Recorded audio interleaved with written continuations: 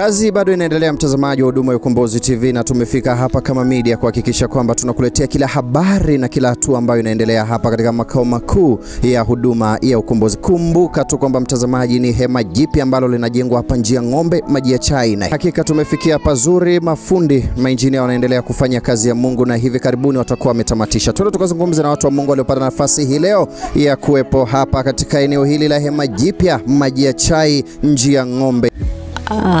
Ninamshukuru Mungu kwa kuwepo kwenye hema la Bwana jipya, ambao sasa hivi tunaendelea na tofali kupandisha, kujenga.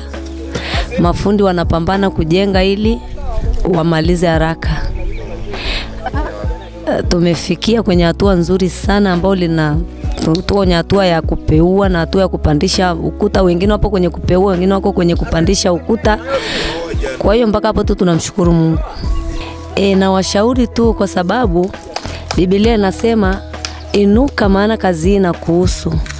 Kwa hiyo na washauri ambao bado hajafika mahali hapa waweze kufika, na kama ana uwezo wa kufika, yamkini Mungu amembariki pesa, ataweza kusapoti kazi ya Bwana kukutumia hela yake Mungu aliyompa, maana kupitia sadaka yake Mungu atajitolea utukufu. Kwa majina naitwa Neema Isaac. Natokea Njia Ng'ombe.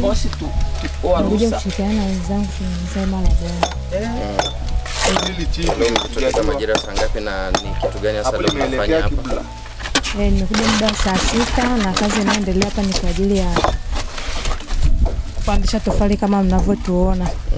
Kazi ya ujenzi inaendelea. Unawashauri nini wengine ambao bado hawajafika waweze kufika?